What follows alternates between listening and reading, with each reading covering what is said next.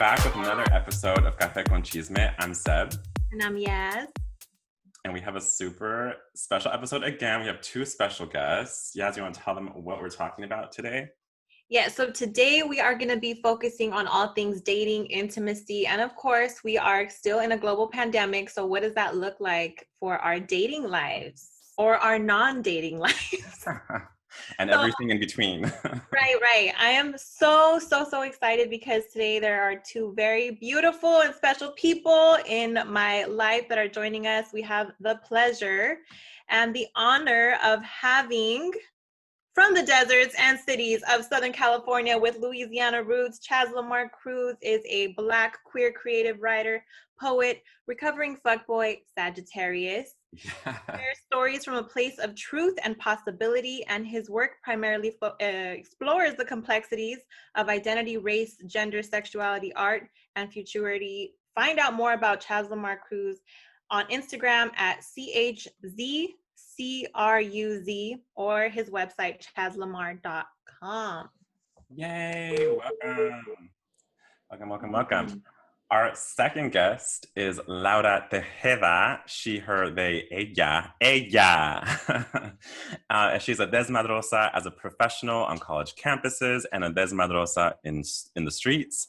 She has a BA in English from Cal State LA and an MA in higher and post-secondary ed from Teachers College, Columbia University. Laura works in higher ed and focuses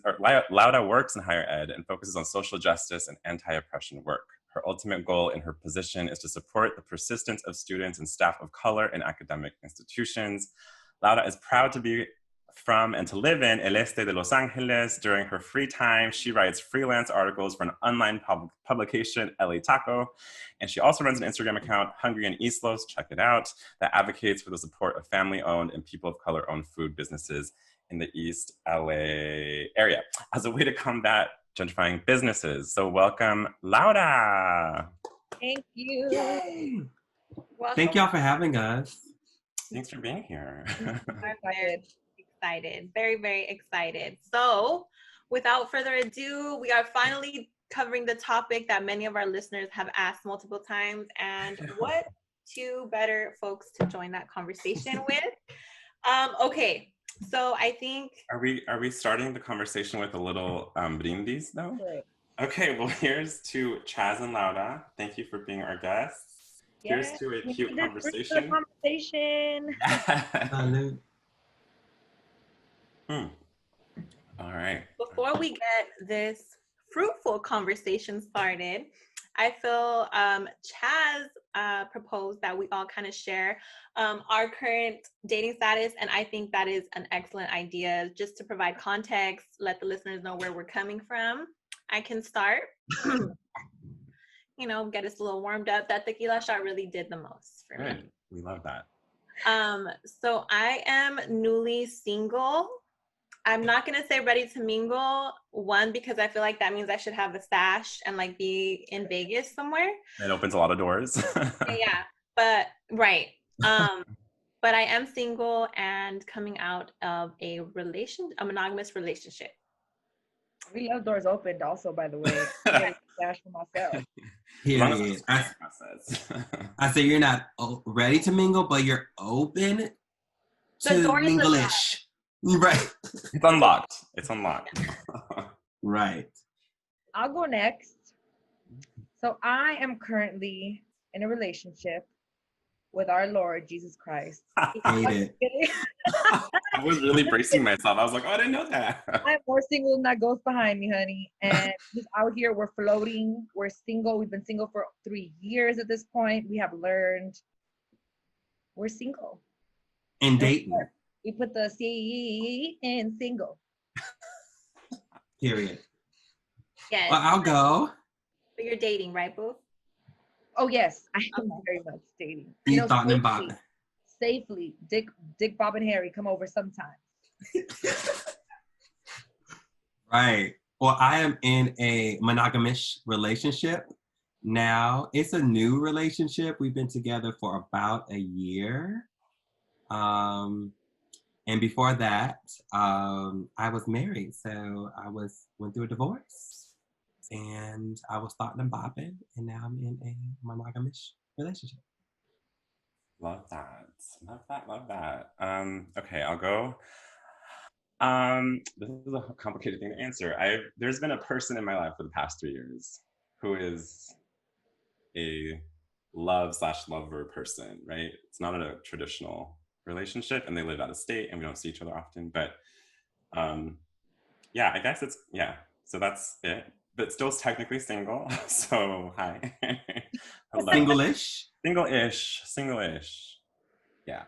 So I'm excited to talk about a lot of things that we have planned today, because it's rough.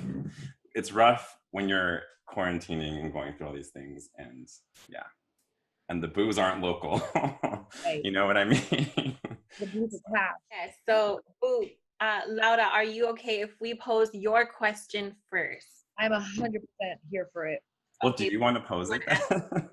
Yes, I don't even remember how I worded it, but Okay. I do know that I said I would like all of us to really talk about what entering dating can look like after a long relationship and during our Saturn's return. Did I say that right? Yes, that is it. So maybe like being single and then beginning to date. Do I answer it first? You can if you're ready. I'm ready. I've thought about this for 3 years. Okay. Well, then And you said, I think I jumped into it right the fuck away. I was about to ask if I can cuss, and I said, wow, white supremacy culture is coming through. Working on challenging that lately. But I jumped into it. I said, I need to fuck this pain out of my system. And Lord, I just realized a lot of people are going to listen to this, but I didn't mean actually fuck. I meant, kiss my way out, kiss the pain out. You love your way out of it. Love my way out of it.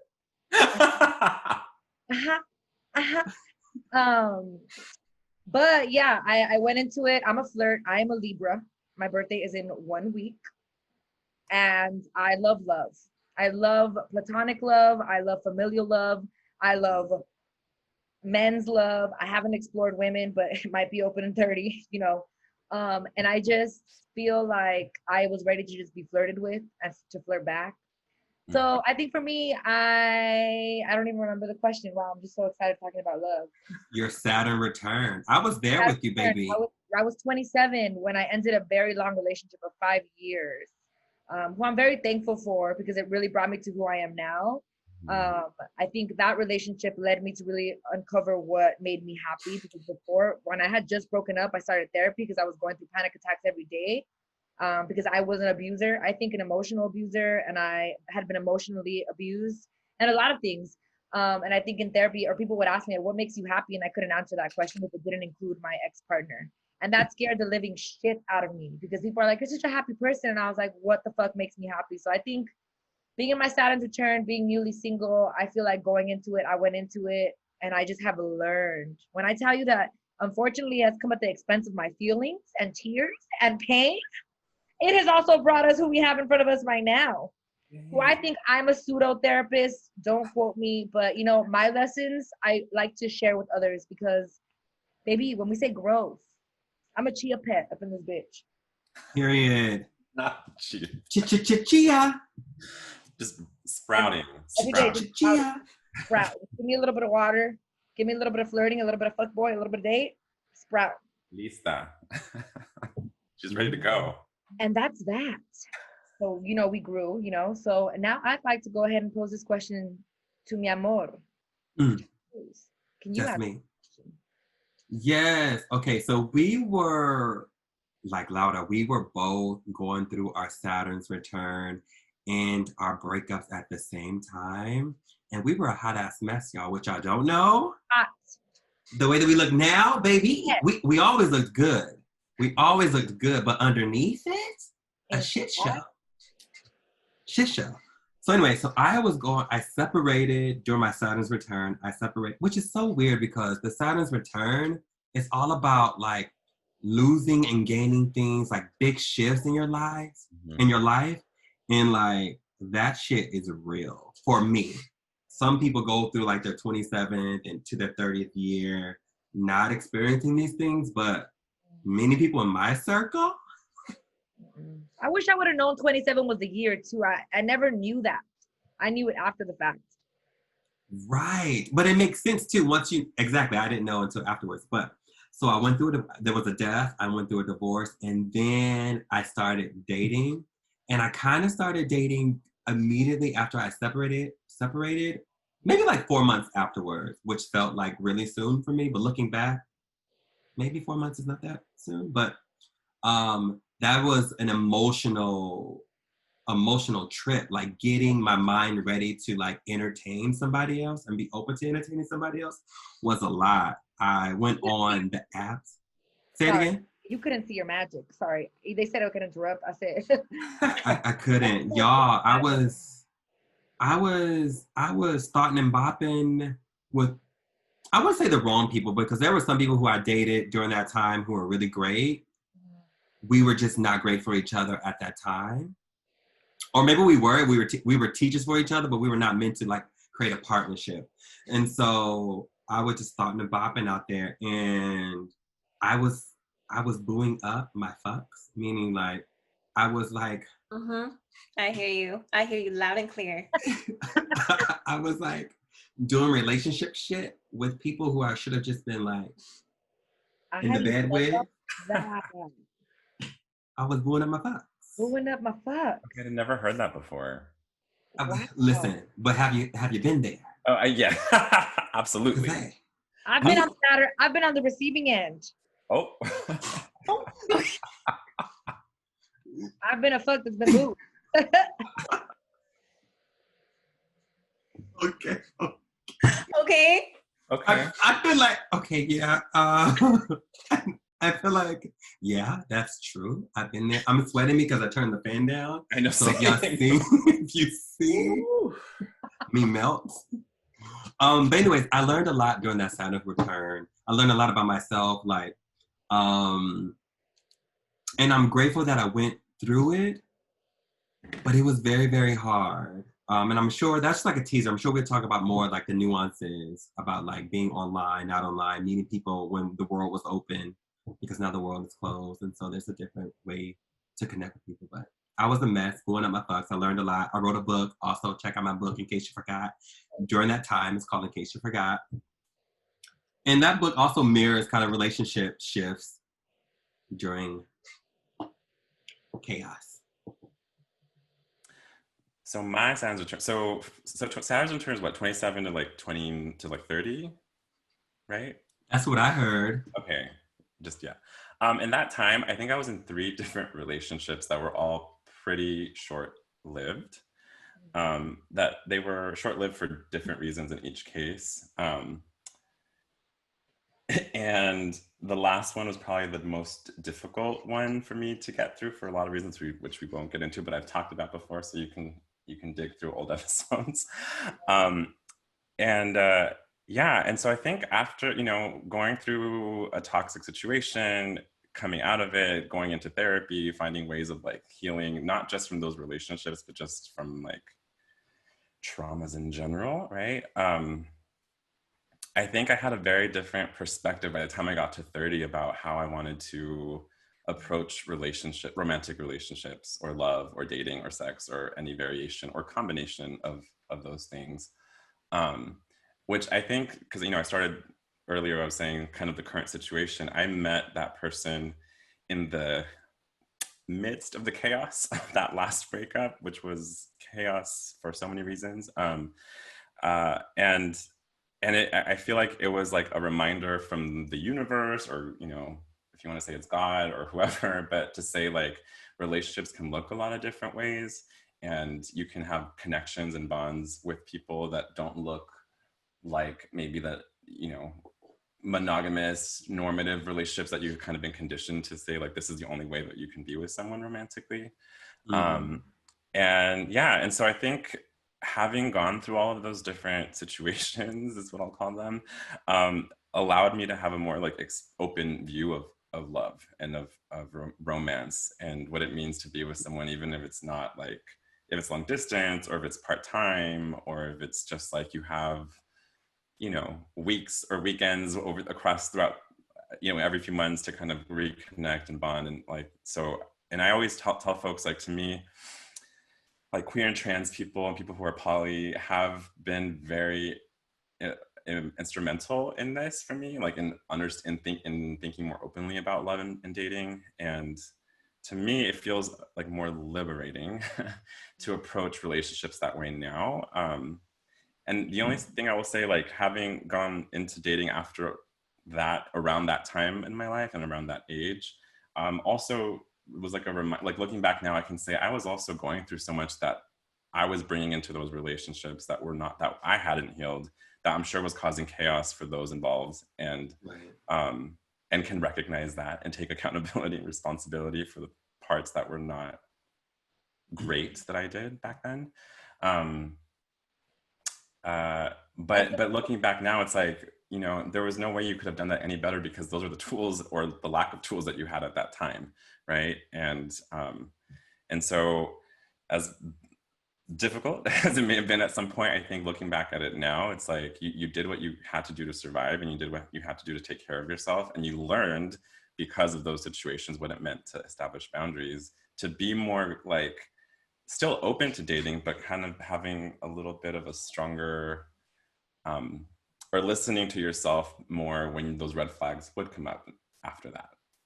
Because I think before, I would see red flags and I would wrap myself in them and make it a shawl or make it like, you know, a fashion statement. When people were like, but it's a red flag. And I said, shut up, don't tell me anything. So now we try to listen to that little voice or that feeling in the gut that's saying, you better run, girl. So that's where I'm at. Yeah, even if the red flag is you though, like it's not always about like the other person. It's like you're the red flag. Like, but I think I'm learning that now at how old am I? 31. That the flags are representative of us. I'm looking at my flags. I try to look more at my flags than the other person. Have you read The Ethical Slut, Seb? I've read about half of it, actually, with that person I'm talking, with the new person I'm talking about, and we read it together to kind of work through a lot of these things. It's actually really productive, I feel like, to work with or to read with someone that you're pursuing something with, because my partner and I were reading it now together, and it is because a lot of what you said reminded me of the things that is discussed in the book, and it's about like just relationships, different forms of relationships. And I know you, Laura, you talk about this, like you loving love, platonic, romantic, sexual, like different kinds of love. And yeah, I'm not trying to plug the book, but like The Ethical Slut is a good one to read in partnerships, even in platonic partnerships. But yeah. I want to hear Yaz's response too, but real quick, because Seb, you were like, ooh, you were tugging at my, what is it? Tugging at my pull strings, heartstrings. You know, heartstrings. Heartstrings. Tugging at my heartstrings, whatever. But when you said that at that moment is who we needed to be, I feel like in my journey of forgiving myself, that is what I've held on to hardcore. Because I feel like I wish I would have been perfect in other situations, or maybe things could have looked differently. And I think that once we accept that we did the best that we could with what we had, which wasn't the best we could have been, right? Sure. But if it wasn't for that person we were, maybe the growth that came from it, I mean, I think that recognition is like super powerful. And I'm there with you, because I'm the same. Like, I know I was toxic, or I could have been hurtful, but I know that. And now when I look back, I'm like, wow, I shame myself, and I have to remember to forgive myself, because it's what I did with what I had at that moment. I think that reminder is important. And you work not to like repeat that, because when you know better, you do better. Exactly. Let's take a drink to that. I'm all pretending because I don't know. You said dating during quarantine? That's not what you said. Saturn's return. You're currently in it. You're still in it, yeah. Yes. Okay. So I began this Saturn's return in a emotionally abusive / other abuses type of relationship, right? And I feel like I didn't realize what was happening in the moment until later on, being able to step back and actually, you know, understand it. When you're in situations that are, you know, not healthy, a lot of times we just kind of go through the motions and live them, because that's how we survive. And it leaves little to no room to kind of assess and figure out what it is exactly we're experiencing and what we want and what we don't want. Also, therapy. Shout out to Laura for literally like the gentle reminders helped push get over that hump of like, okay, it's time to get back to therapy, girl. Like some of these things are coming up for you often. Laura said she was a therapist. I second that emotion. Okay, there are so many times in crisis on a FaceTime call that I'll call out and be like, what just happened? Like, what's going on with men or with me, you know? But for sure, I feel it wasn't until the beginning of this year, I know 2020, this wretched year, but I feel like I've learned so much. I feel like, yes, I got into a relationship during the beginning of the stay-at-home order. And so it turned into a lot of time with somebody very quickly. And I feel like in the past, maybe at the beginning of my Saturn's return, I can acknowledge that it would make me uncomfortable, but boundaries were kind of like things that I was not comfortable setting for the fear of what the other person's reaction or response would be. But I understood quickly this time that that was me operating out of fear and out of trauma, right? Those are trauma responses where we're afraid to share how we really feel, or we're afraid to actually set boundaries because we're anticipating someone else's explosion, right? Because that's what we've known or we've experienced.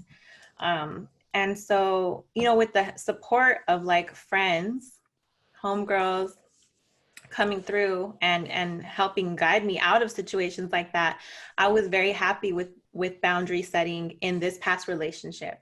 And whether that led to us no longer being together or not, it sits a lot more well in my heart, knowing that whether it works out or not, I'm honoring myself and my own boundaries. And I feel like that comes from reading lots of books. I'm going to read Ethical Slut, okay, but also Laura put me on Attached, and I think we should plug that too. Yeah, 100%. Don't date me unless you know what the fuck your style is, because we're not going to work out, baby.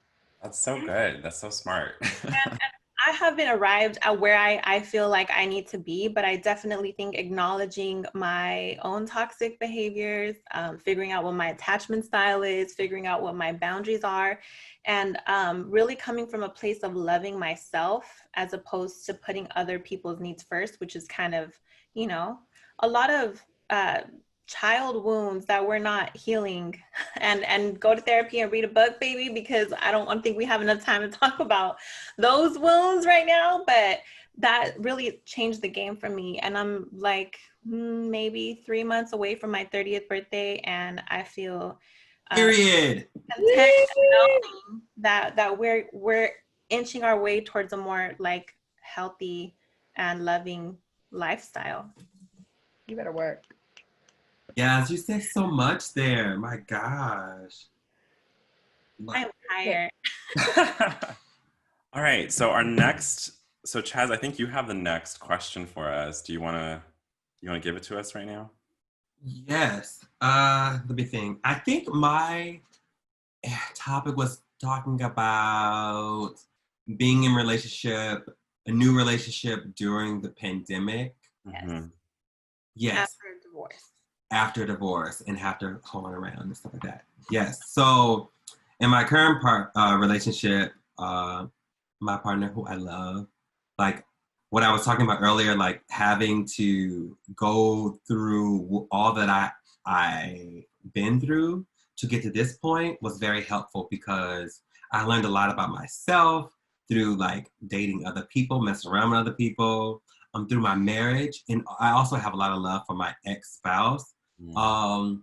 And I think we're never the same twice. So like the person who I was, I'm not that person who I was like yesterday or the day before, and I'm always like constantly like evolving. So in my current partnership, we were together for maybe 9 months, 8 months, and then we went to like shelter in place.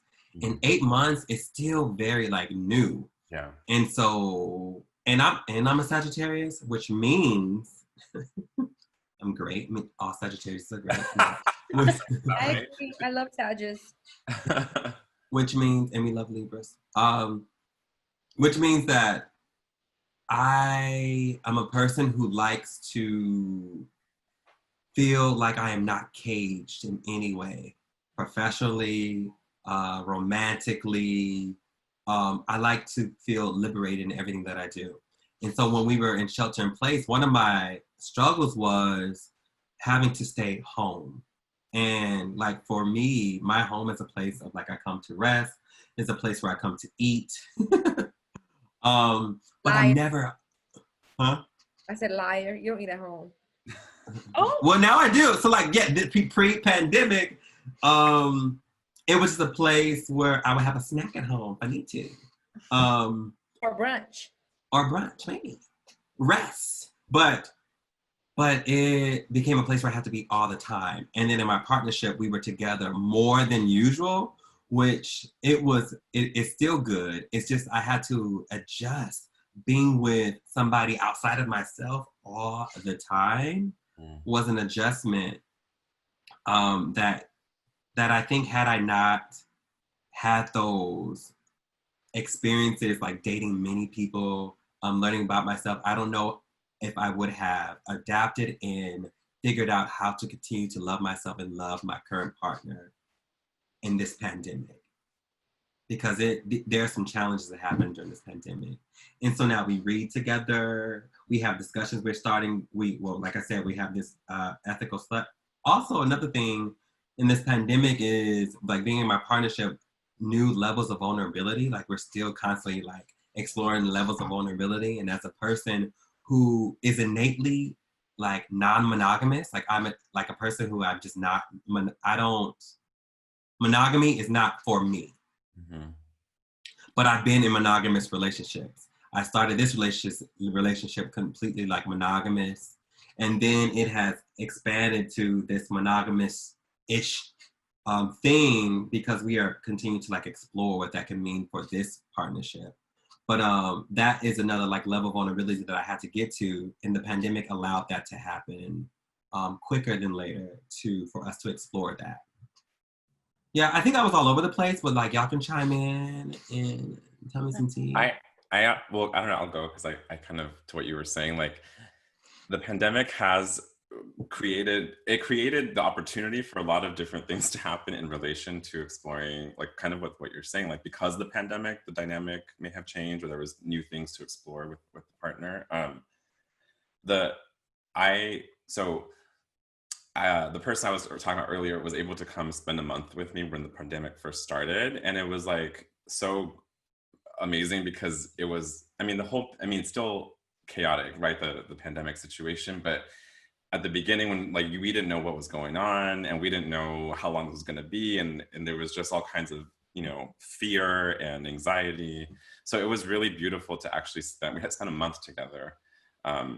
Quarantine during all of this, and I think same in the sense of like it allowed for me, like I think I'm into the idea of non-monogamy. I just haven't like admitted it anywhere, so maybe it's right here right now, like hi.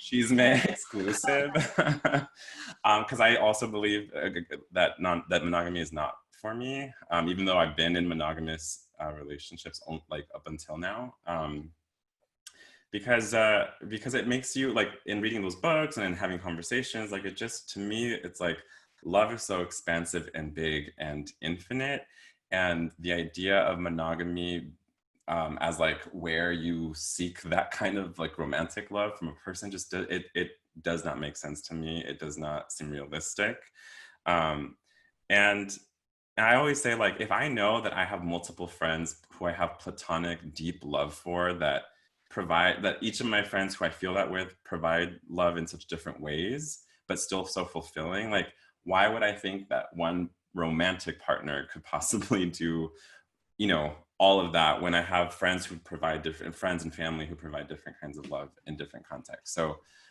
and sexually too, right? Because I don't mean to conflate sex and love, but also like in that same vein, like sex is expansive and infinite as well, right? And so I think if anything, the pandemic has reaffirmed for me in this time that like, I don't think I could go back to monogamy ever again.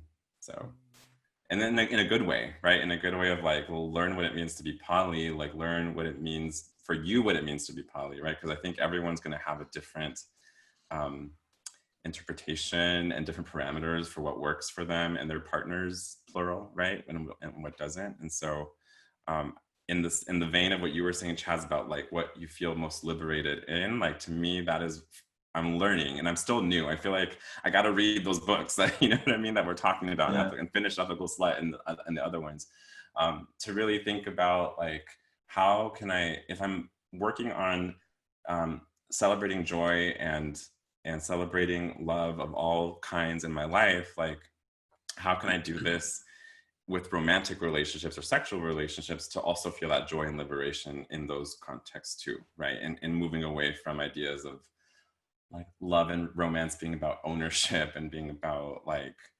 I belong to you or you belong to me, right? Like every pop song since the beginning of time has like drilled that into our head. That is like the only like truest or purest form of love. And it's like, they've all been bamboozling us for all these years.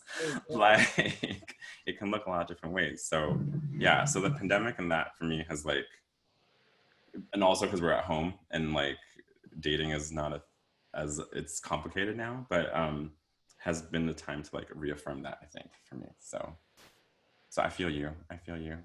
Yes, thank you. What has pandemic done for you two in your dating world, your dating life, in yourself? Yeah.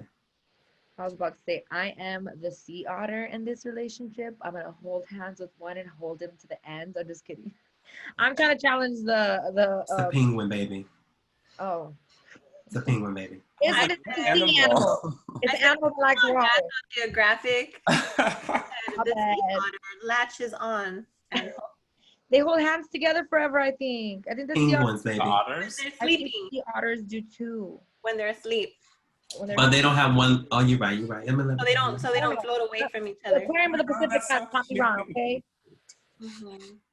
I'm joking. The pandemic has brought a lot of fear into me because I have been dating.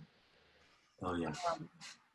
And so I think I have the coronavirus every other time that I hang out with somebody, but there's no way, no how that this person that you're looking at is not gonna date or swipe, because like I said, I thrive off flirting, and if it's not available, then there's gonna be a huge problem with everybody who like engages with me. But it has continued to teach me a lot. I feel like the people that I have dated, it's been interesting to see like how they get creative to please mama, you know, because I like to be taken out. So yeah, I don't know. I just feel like it also, like, I think in therapy at the beginning of the pandemic, I think it heightened the sense of loneliness that I experienced. I think I like I said, I haven't explored non-monogamy, and I think I am like monogamous in nature, but I've experienced loneliness in waves. I don't think I'm lonely at all. My life is rich with like the most beautiful friendships, a lot of which are connected with you all, right? But I think that loneliness in a partnership comes up a lot for me. And the pandemic heightened that. And I had to explore that in therapy for myself. I was like, why do I feel like super happy sometimes? And then why do I feel super sad? And then being alone in my space that is like my sanctuary and like my cave of goodness sometimes felt bad. And it's scary to feel bad when it's like, I felt good a week ago, what's up? But it's because I want that partnership. I want that romance in my life. And I used to be afraid of saying that.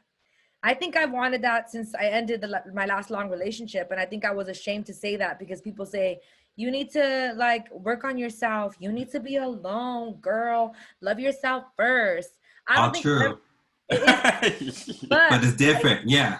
I think that we can be flawed and still be loved, right? I think that we're worthy of love at the level. It's not like get here and then you'll be loved. It's like you could be loved at any level. And I think I was like, get there and then you'll be loved. But I never really, like, I was like, I'm okay with being in another relationship right now. Like, I'm a relationship person. So yeah, it heightened that for me, loneliness. But I've been dating. What? Say. I was gonna say like you, Laura, because like Laura is like one of my best friends, and like we talk a lot. Like I'm at her house during the pandemic. I'm one of the men who's up like at her house during the pandemic. Is it cute? Chaz hears that a lot. All the time. What about him? But I wanted to talk about like your growth, because I remember going back to Saturn Return when you first became single. There were some things that there were some ideologies that you were struggling with, and now I see you not struggling with. Like, can I share some of the things? Can I share it? Yes. Like one, because you're not there anymore. One, you were like, I don't think I can just have sex with people. Like, that was one. I was like, baby, give it another week. But also, and now you out here thought and popping. From a space of like, because it, like, honestly, women in films, we're all conditioned to believe like women in films hold out on sex and they're doing sex to please somebody else. Right. And like, we have to unlearn that. All of us, all genders have to unlearn that. I really said that. I said I thought I was never going to be able to have sex ever again after I broke up with my last partner. Or not even that, or like not be in a relationship to have sex. Like that. Yeah, no, but I legit was so hurt that I was like, I'm never going to be able to open up in this intimate way with somebody else. Open up. That was short-lived. That was a short-lived feeling, but it's scary. And but also, there's another one. Night stands were like so foreign to me. I was like, how do you do it without at least a little bit of a connection? Oh, I'm like, that's another episode. I can help you with that one. I was gonna say, I'm not a fan because I think the Libra in me still like appreciates connection, but the fact that it exists and it's available is beautiful. You know, it's just what it is. It is pleasure. I think our friend Thea Monnier has introduced that to me as this act of receiving pleasure if it's safe and if it's comfortable and if you set what that pleasure is going to mean for you. And there's consent. We know what it means for us. We've talked about what this means for us. And I think women are afraid. It's like, oh, I can't enjoy pleasure for all these reasons because they're going to think this, they're going to this. But if you want to be pleasure, we need to get the pleasure and we need to, it's there for our taking.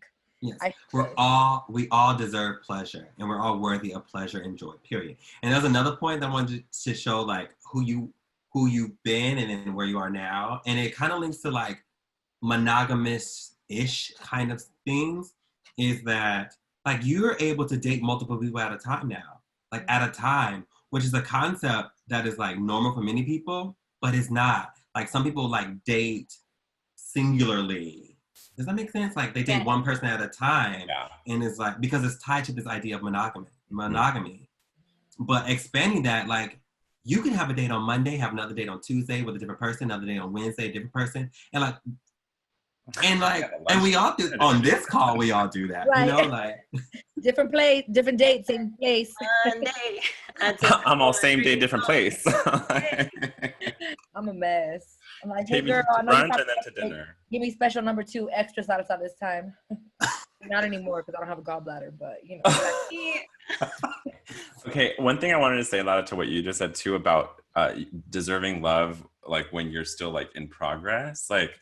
I think that's so big too, because I think so many times we think about like doing the work, whatever the work means for each of us, like emotionally and mentally, as like, I won't be ready to date until I've done the work, right? And it's like, baby girl, the work never stops. Like the work is an ongoing journey that like, so you'll never be like ready, right? Like it's like you'll be ready at the iteration of yourself that you're at. And so thank you for saying that because I feel like I talk myself out of situations sometimes because of that. Like, oh, I'm not ready. Like, I'm obviously still like broken or whatever. Not broken, but like, you know, reasons to like I shouldn't do this. And it's like, no, like if the person or people or whoever is engaging, it's like to honor who you are at this specific moment.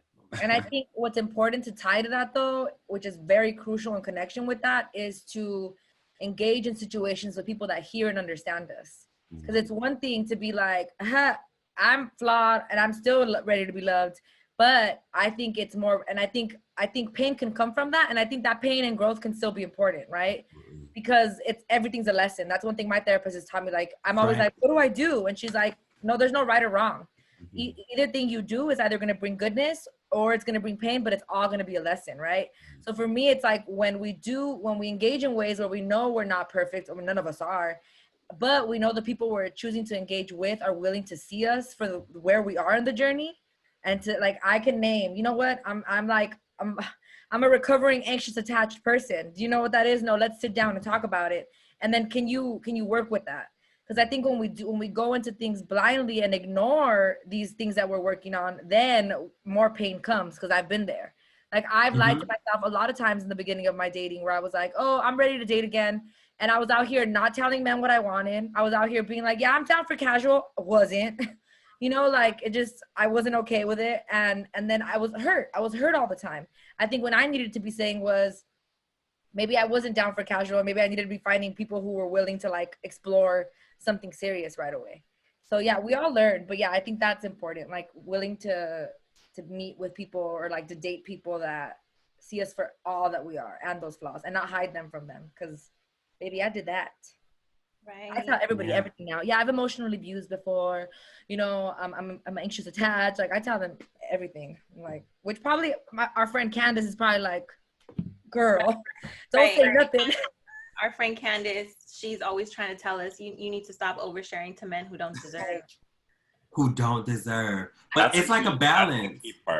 That's the key. But it's like a balance of like being authentic from the beginning of who you are, and then like oversharing, because you don't have to tell everybody everything if they're not worthy of it. Right. I think she's also checking our guilt sometimes too. Like, oh, are we not sharing enough? She's like, the guilt is not coming from a place that's going to be conducive. Okay. Like if it's information that's going to help y'all grow, then yes. But if you're just sharing a story that he could do without, stop talking. Okay. You know where I was at Tuesday night? Asleep in bed. With another man. Huh? See, but I think the transparency is good in the sense of like, this is what you're getting yourself into. Like, and I'm really comfortable being vulnerable, and I don't think a lot of people are. So I feel like I feel like now it's allowed me to just cut people off because it's not even attractive to me anymore. Like I think, and it sucks because I kind of use it as like, not a weapon. One time my therapist told me that I weaponized vulnerability, and she took me all the way out. I was like, she's like, you're using your vulnerability to test people, and we're not gonna do is that. But I had to be like, let me manage it. Okay, I shared this with this person. How are they taking it? And what they can do with that is either unattractive or attractive to me. And can I just say, because you're bringing up therapy a lot, I just want to offer, date someone who's in therapy. Because my partner and I, we both go to therapy regularly. And it has been one of the biggest difference in my dating experience, period. Someone who is consciously checking in with themselves. Because I think therapy is that like checking in with yourself, like and bettering yourself. One who's consciously doing that, it just changes things. When I tell you I dated a man that said, oh, I finished therapy, I said, what'd you finish? Like today's session? Like, what are you doing? I want it's over? Because it's not. It's never over. He wanted to know that there are frauds. He wanted a gold star. Right. And Yaz and I both know that, you know, I'm speaking from a hetero cis experience. And Yaz and I talk about this often, that there are frauds. There are frauds that study our Instagram pages in and out. There are frauds that listen very clearly, go to bed and wake up and say, I'm gonna package up what I'm about to tell her. But when I tell you that Laura and I have discovered the algorithm, baby, and we are on it, we will not be fooled again. Exposing, okay? We will not. I mean, maybe we will, but you know what? We're not gonna walk away upset. We're gonna walk away saying like, oh, you might have confirmed our anxiety, but we're still gonna be better. Right. You noticed it earlier. Right. Because there's fraud. I've talked to people in therapy, and next thing you know, they're upset that I set a boundary. You didn't go to the right therapist. Right. Also, that's my favorite book. Really, which part? Liar. Right. Not the algorithm, though. You figured out this mixed metaphor right now. Okay. What about you, Yaz? What do you think? What? Okay, so folks like went in so many different directions. Y'all, I grabbed a piece of paper and a pen. I said I need to write notes. Capricorn. There was a lot of He was prepared. things that are coming up from everything all of y'all shared. But dating during a pandemic is interesting. Like I shared earlier, I got into my last relationship at the very beginning of the pandemic. But one thing I think that, and I think I touched on this a little bit before, but that helped me kind of be done with the situation when it was ready to be done, is that this fear of like loneliness, and Laura, you touched on that a little bit, right? Like, yes, we have like beautiful, beautiful friendships and platonic relationships that we know fulfill us, right? But that idea that we have to have that romantic partner there, otherwise like there's something that's missing, right? But it wasn't until I acknowledged that I have never felt lonelier than when I was in a relationship. Okay, though that was when I was like, there ain't nothing that I can't give myself that I'm expecting somebody else to give me too. My God. And so I said, it was like, I don't know if it's the Saturn's return that is guiding me in this direction, but it just came to me and I was like, I don't care if it's so difficult for me. I, unlike Laura, am not a good flirt. Okay, Laura has seen it. She has been witness. Maybe, I don't know, Seb, if you've been witnessed or not, it is cringe-worthy, if not painful. So I knew that if I'm about to cut this off, this whole dating thing is about to get started again, and I don't know if I'm equipped. I may have to ride this one out until it's over, okay? Was I okay with that? Yes, because there was nothing that somebody else was gonna give me that I couldn't give myself. And never wanting to just settle, because when you settle, let me tell you, those feelings of loneliness, those feelings of feeling like you're just kind of there, but not really there, that is how we start spiraling, baby, and end up in very toxic and unhealthy relationships. Like, check in with yourself enough to know when the moment is done for you and bow out gracefully, okay? The show doesn't always have to go on. But I will say that in many of my past situations or my past experiences in dating in general, and I appreciate both Chaz and Laura for checking me a couple times, it's always been from the perspective of the man who I am getting into a relationship with. What are his thoughts on it? What is he feeling right now? But it's like, how about what do I need? How about you're not my type? How about I don't like what you're doing right now? Like, how do we, that narrative? And it can be very small ways of doing that, right? But little by little, it starts just kind of shifting our framework where we center ourselves. Obviously, let's not go out there and be toxic, centering ourselves everywhere, but it centers ourselves when we're choosing our partner. I think that's important. You said about loneliness, baby, it took me out.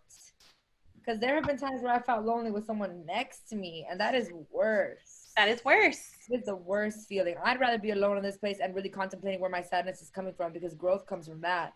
When I'm next to you and I don't feel seen. That's Rihanna's California King Bed, that song. That's what it's about. In this California King Bed. Love a little country song. But yeah, I'd rather be bad all by myself. A little country bop, okay? Right. 10,000 miles away in this bed. That's what that loneliness feels like. What'd you say, Laura? I said, mejor sola que mal acompañada. Exactly. Period. Too bad about my guys. Yo solita bien chula. Period. Contigo poquito menos, okay? Oh, period. Look at you. And then you go start swiping though. You're like, wait a minute. Right. I would like company. Hold on, Dick, Bob, and Harry text me. I love Dick, Bob, and Harry. It's Bob, Dick, and Harry. I messed everything up. I'm my mother's daughter. It's okay. My mom is the same. Oh, remember that movie Man on Fire? With Denzel. Tell me why my mom walks in the room. She's like, do y'all want to go watch Something's Burning with me?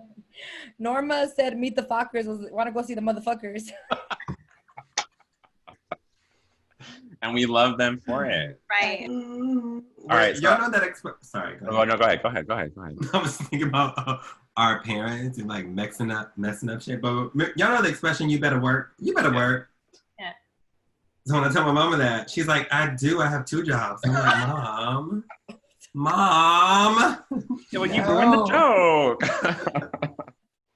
I have 2 jobs, Mar. Okay.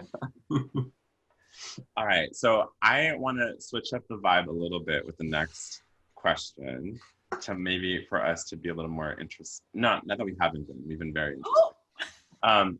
He said, for you. No, that was not a read. I misspoke. But I want us to think about intimacy, because I think oftentimes I'm sweating. It's a hot summer day in October in LA right now, so it's okay.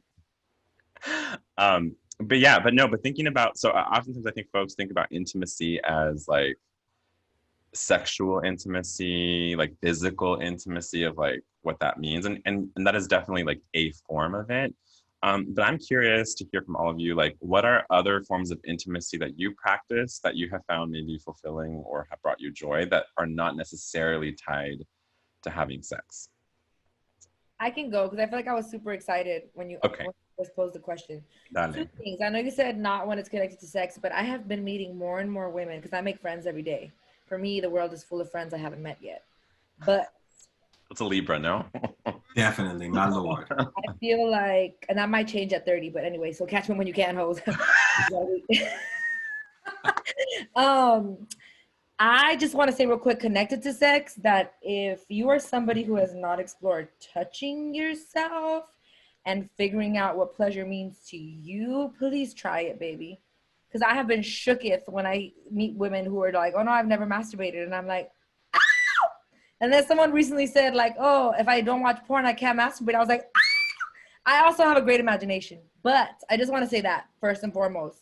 Intimacy with yourself is beautiful. Try it. Don't be scared. That's white supremacy telling you not to. Second thing is dating myself. And that's the cheesiest motherfucking thing ever. When people are like, just date yourself, go out. Oh, but you're going to be fine. Just go.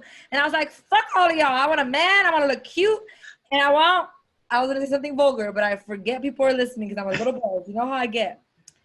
I want other stuff. But no, when I tell you that the first date I went on with myself after being single was with me, a book, and a brewery, and that I felt the most beautiful sense of company and intimacy with myself. And I was buzzed, and I was reading Not Your Perfect Mexican Daughter, which I heard was good, and I loved it. It was a cute book. It was a cute book. And I was people watching, and I remember sitting back and thinking, I feel so fucking happy right now.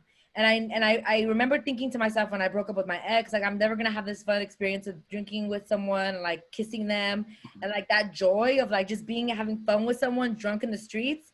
And when I was buzzed with myself on the streets of downtown LA with my book in hand that made me laugh and like sad, I was like, this is intimacy. And like, this is beautiful. And people would be like, oh, come meet me here, meet me there. And I'm like, we got chapter 3 to get through and this next beer.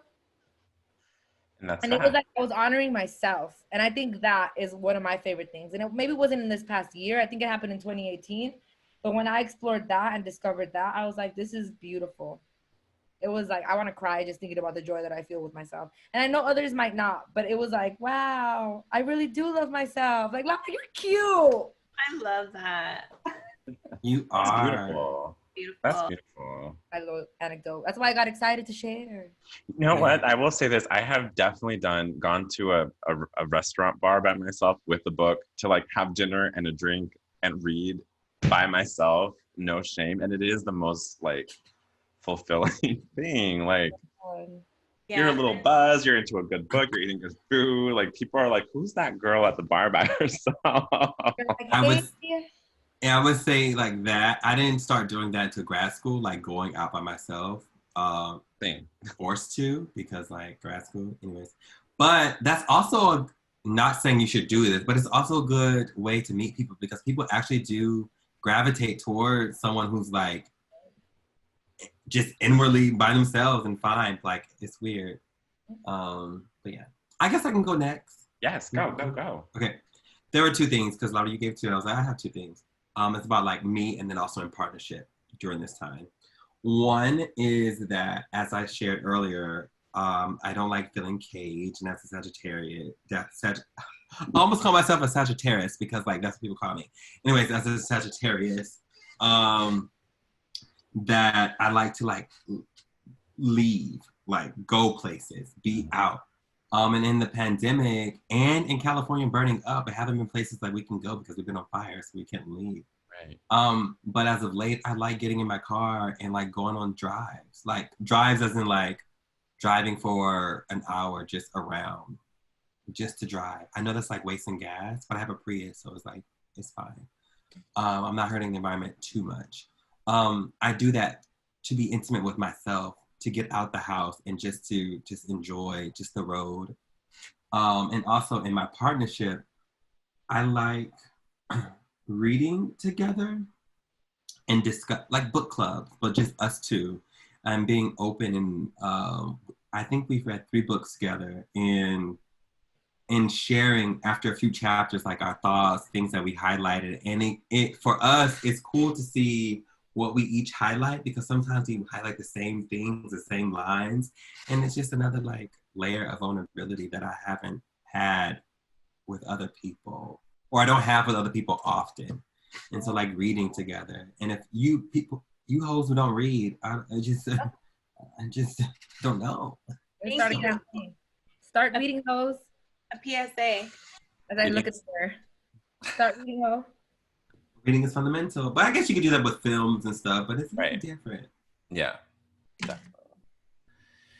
¿Y tú?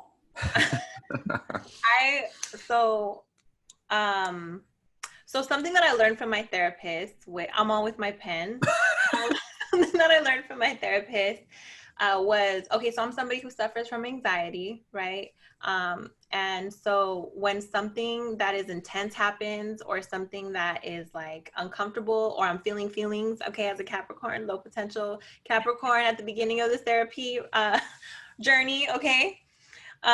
When something like that happens, I need to call somebody right away, or I need to be fulfilled and make that feeling, whether it is fear, excitement, anything, like leave, like right away, right? And if I'm going through heartbreak, I need to replace that with somebody else quickly, because I don't want to sit there and like feel these feelings of pain and sorrow and grief, right? Not healthy coping skills, girl. What is that? Coping mechanisms. I was gonna say copicisms. I heard copinisms and I said yes. So same thing. Cheers to copinisms, okay?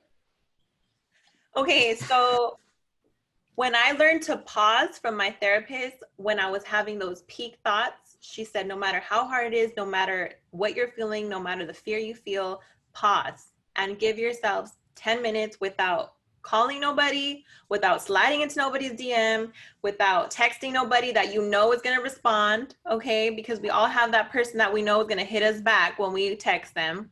Right. Just wait 10 minutes and feel the feelings. And if at the end of 10 minutes, your decision is still to contact that person, go ahead. I said, let me try it. It's been working. That leaves me alone with myself. And that time is beautiful. That time is beautiful, because even if it's ugly crying or laughing or reading, I love to read, okay? And even if that's reading by myself, I am good with it. She's a bookworm, a cute one. And a bibliophile. And a real one, okay? Right. A bibliophile. Yes, you remind me of a Pisces that I was in an entanglement with. It's my lord. An entanglement. Not an entanglement. An entanglement. But I will say that the Red Table Talk came out with those red cards. Red. I'm on the Red Table Talk. Entanglement. Were you asking? Okay. And had I known what I know now, I guess I don't regret anything, but in my last relationship, we answered those Red Table Talk questions with each other. And I think that was a beautiful practice. And I would like to really continue doing that, because that's like the most intimate. Like some of those questions are very like deep. Did it work for this past relationship? Probably not, but I would still want to do it moving forward, because I think it's most successful when people are authentic. And I'll leave it. Yes, it worked though. It did work, because it led you to where you are now, you know? That's true. Yeah. So what about you, Seb? What is your response? Let's see, intimacy. For me, like with people, I think I'm a nerd when music, so like making playlists for people and having them make them for you is one of the most, I think, intimate things that you can do with someone. And it can be a friend. It doesn't have to be a romantic or sexual partner. It could be like a friend that you love, or Yaz knows I love to make my playlists. So I think that's one way, because then it's like, in the same way of like reading with someone, Chaz, like I think it's like, okay, I'm gonna give you a playlist, listen to it, and then like let's discuss it later after we've both like, and you make one for me and we'll listen and we'll discuss. And maybe that leads to intimacy in other ways, because I feel like that's also it can be sexual intimacy if you want to make it that way, but it could also just be a way of like connecting with the person. And I've done that with, the current person, and I think I do that as a way of like, it's almost like a love letter, I think, to the person, especially when it's a romantic partner. Because you're like, here's what I wish I could say to you, or what I want to say to you through the form of these other artists who know how to sing and write words. So yeah, I'm swooning. That's my Pisces, like touchy-feely emotions. I'm just like, I just love too, Laura. So I feel you on that. And yeah, so that is your Pisces. You were talking, I was like, I have a Pisces friend who we send music to each other, it's so funny. I think I know who you're talking about. You probably do know who I'm talking about. And I'm pretty sure they send me songs too. Oh, yes. Like this, I feel like that's their love language. Yeah, for sure. Like with people like I think this person would like this. Yeah. Right? Yes, and that's such a beautiful skill. Right. To be like, this person has told me this story and I think this song connects to that. I'm gonna send this song to them. That's beautiful. Yeah. So if you want to try something new on how to experience intimacy, listeners, with the people who you're cupcaking, make them a playlist. Thank you. Anyway, Yaz, I think we've come to the part of the show where we have our last kind of question for the episode. All right, so my question is, moving forward, what is one way or practice that we want to uphold to hold ourselves accountable to honoring ourselves moving forward, specifically in relationships? So I know that is an essay question at the end of the final that you were not expecting to take. Correct. I didn't study for this one, damn. But, this is where all of y'all's greatness comes through, because you have it. Real fast. I used to think I was too much because I didn't fit into the mold of what maybe the men that I was dating wanted. And so I'm a Libra. I wanted to be the right person for them. So I would be like, oh, how should I be? So that they could like me. I want to continue to be myself, which could be too much, which could be vulnerable, which could be lovey, which could be, I want this, I want that. These are my boundaries. And I want to own that I am at the point in my life, point in my life where I'm okay walking away from things that aren't ready to accept that, because I'm at the point in my life where I'm ready to receive it. I love all of that. Period. Yeah.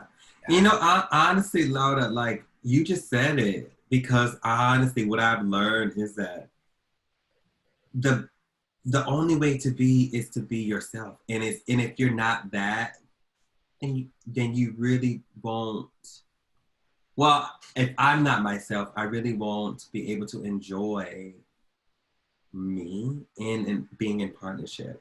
And so I'm going to practice. And that, for me, it requires being vulnerable, because, being a child of an addict and being a product of like an affair, I have some like abandonment issues. And I didn't even mention that at any point in the damn talk, but we're wrapping it up. At the very end, just wanting more. And so I have struggled with being vulnerable.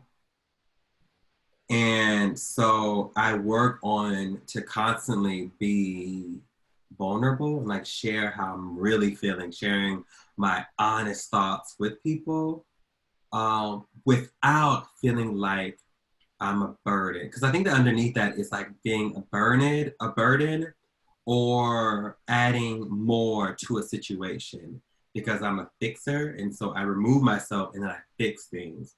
But I'm learning that I don't want to do that and be that anymore. And I have to put myself in. I want to say you've been the reminder for me when I'm like, what if they this? What if they that? What if they don't like me? What if they think this, that I did this? And you said, what if? And I'm like, oh, you're right. Nothing the fuck is going to happen. You know how to navigate. You can't accept who that is, a part of me. And that's okay. Yes. So I just want to thank you for being that person for me. Oh, thank you, Laura. Yes. So I would try to be more vulnerable. We love vulnerability. I love it. Person. We do. Yes. You said what? I said the Capricorn in me jumped out and logged off. She said, throw this whole episode away right now. So I was really pulling it together, but what am I going to do to honor or to moving forward? I think kind of similar to what we're saying about like honoring boundaries, honoring like what we know we can and can't do. But I will say for myself, like being comfortable and vulnerable, I guess it's a form of vulnerability of like stating your needs, like stating your needs in a way that obviously is like mindful of yourself and the other person. But like, I think I always used to either like not tone it down, but maybe like compromise a lot with whoever I was with in the past. And this is not any one person specific, just like in general. Because I was like, this is what you have to do to make relationships work, or this is what you have to do to like not be a lonely girl, right? But it's like, no, like if the person, whoever the person or people are that you're engaging with, like love you and want to be there and want to do that, like it's also because it's up to them to say whether they can do that or not, right? So it's like you say what your needs are. It doesn't mean that the person's going to say, oh, okay, I got you. But like you work from there, right? You build from there. So I think that's part of it. And then so as a kid, you know, and being a Pisces, like I often was the crybaby growing up, like, and I was like, I'll own it. You know, the kids were mean. If like I was left out, I was always the last one being picked, whatever. That's another episode. But that I think translated growing as I grew up, like of like learning how to like I'm a crybaby to this day. I'm 32 years old, but I'm emotional. Like the Schitt's Creek finale had me in tears, you know what I mean? And so in relationships, like I feel for better or worse, right? My exes and partners will have probably other things to say, but I think I was always kind of not shamed, but either by myself or with the person I was with, shamed for being like too emotional or having too many feelings. And while I agree, right, sometimes not all the feelings need to be expressed all the time. I'm learning how to manage like what's okay for me to be like, this is a moment where I need to say this. And this is a moment where like, we'll save that one for, you know, for the private conversations with your close people and not, or the episode that you're going to do that, you know, thousands of people will listen to because that's also intimacy on another level. But yeah, so I think on being okay with like, this is what you get. Like I will cry and it's not a bad thing or a good thing. It's just like, that is a way of expressing that I do. So, so honoring that moving forward in future or current situations. And Seb, you were raised like parallel to like a Wednesday Addams Capricorn ass little sister. So I feel like the contrast was stark. So you may have had like a normal level of emotion and sharing how they feel. But maybe just, you know, next to somebody who didn't show any, there was well, and I've dated a lot of people who haven't shown any, so I think that's also been and this is again not naming anyone in particular, but it's just like that's kind of, and I've dated people who've shared a lot too, right, and who've been very emotional. So it's just, it's about maybe not shaming it for myself, like managing it and working through it, because we need to feel, we need to emote, we need to, however that looks for each of us, right, and it's gonna look good too.